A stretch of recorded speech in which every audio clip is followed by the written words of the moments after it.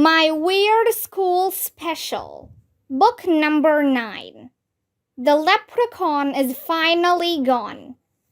Written by Dan Gutman. Pictures by Jim Pellot. Chapter 9. The Big Surprise Ending. Mrs. Patty looked really upset. Tears were running down her face.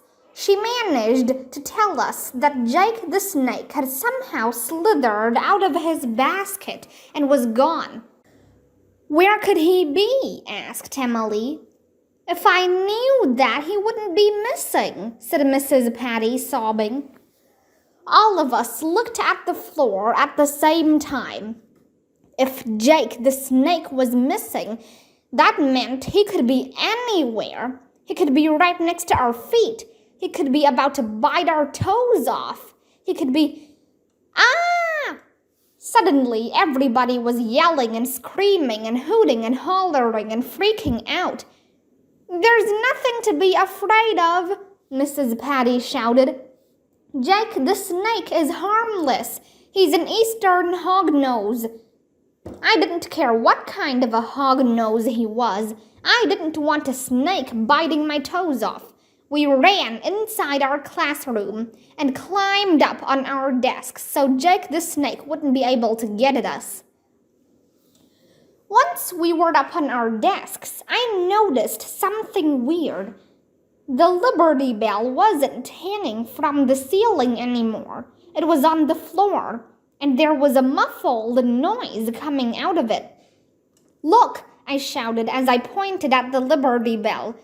"Jake the snake must have set off our trap. He's inside the bell." Everybody looked at the Liberty Bell. "Jake!" shouted Mrs. Patty. "My baby!" That's when the weirdest thing in the history of the world happened. I heard another noise coming from inside the Liberty Bell, and I'm pretty sure it wasn't Jake the snake. "Help! Help!" cried a muffled voice. "Let me out of here!" "It's not Jake the snake," I shouted. "It's Larry the leprechaun." "We caught him!" everyone shouted at once. We all jumped down from our desks and ran over to the Liberty Bell. "Okay," said Alexia, "let's pick it up." "Get ready to grab him as soon as the bell is off the floor," said Ryan. "Remember, he's fast and he's tricky." All of us gathered around the Liberty Bell. It was really heavy. We groaned and moaned trying to pick it up. We couldn't wait to see what Larry the leprechaun looked like. Everybody was on pins and needles. Well, not really. It would hurt to be on pins and needles. But there was electricity in the air. Well, not exactly. If there was electricity in the air, we would have been electrocuted, but we were all glued to our seats. Well, no, that would be weird. Why would I glue myself to a seat? How would I get the glue off my pants? But it was intense. Slowly, the Liberty Bell started to rise. Isn't this exciting? And you'll never believe, in 1,100 years, what was under the Liberty Bell. I'm not going to tell you. Okay, I'll tell you. It was Andrea Young. Bet you didn't see that coming. Andrea was dressed up like a leprechaun. She even had a beard. "Eek!" Andrea screamed, running out from under the Liberty Bell. "Eek!" we all screamed as we put it down. "Andrea!" shouted Emily as the two girls hugged. "I thought you didn't like St. Patrick's Day." "Yeah," I said. "What are you doing here? We thought you were girl-coding St. Patrick's Day." "I couldn't stay home," Andrea told us. "I didn't want to miss all the fun you guys were having without me. Mr. O'Clut said I could come to school dressed up like a leprechaun. Nice beard, Michael said as Andrea pulled off her beard. So you were the one who turned our desks upside down and messed up the classroom? Asked Ryan. Yes, Andrea admitted. And you were the one who wrote those messages? Asked Alexia. Guilty as charged, Andrea replied. And you were the one who peed and pooped in the toilets? I asked. It was just food coloring and jelly beans, Arlo, she said. I told you leprechauns aren't real. The leprechaun is finally gone, said Emily.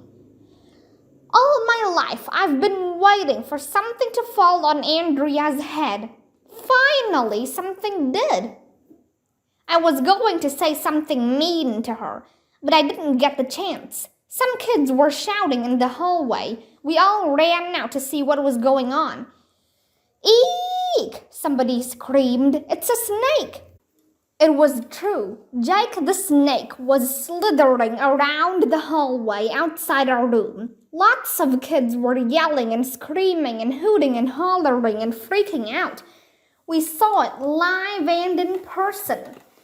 Run for your lives, shouted Neil. You should have been there. Kids were diving out of the way and crashing into each other. Jake the snake was slithering back and forth really fast. I think he was just as scared as we were. That's when Mr. O'Clut came running over. He was carrying a broom and wearing hip waders, those weird rubber pants that fishermen wear so they don't get wet. Everyone remain calm, he shouted. Let me handle this. Mr. O'Clut started chasing Jake the snake with the broom. Don't hurt him, shouted Mrs. Patty. He's my baby. Be careful. I'll catch him, Mr. O'Clut shouted. Don't worry. But Mr. O'Clut didn't catch him. Jake the snake slithered down the hallway. Mr. O'Clut was right behind, chasing him. Jake, shouted Mrs. Patty. Come back, sweetheart. They couldn't catch him. Jake slithered right out the door, into the playground and out the woods behind the school. We never saw him again. Well, that's pretty much what happened on St. Patrick's Day. Maybe you get bad luck when you take a 3-leaf clover and pretend it's a 4-leaf clover. I didn't see any rainbow, and I didn't get any pot of gold. Everybody was upset that Larry the leprechaun was just Andrea in disguise. We never did get around to researching whether or not St. Patrick drove the snakes out of Ireland, but we do know that Mr. O'Clut drove a snake out of elementary school. And that's pretty impressive if you ask me. Maybe from now on we'll call St. Patrick's Day Mr. Clut's Day. Maybe Mrs. Patty will be able to capture Jake the snake. Maybe he will eat a first grader for lunch. Maybe Larry the leprechaun will remember to flush the toilet. Maybe Girlcott will become a word. Maybe we'll find out what Picklepalooza is. Maybe Andrea will get a sense of humor transplant. Maybe leprechauns will open shoe stores. Maybe now that you've finished this book, you'll read a magic chicken. But it won't be easy.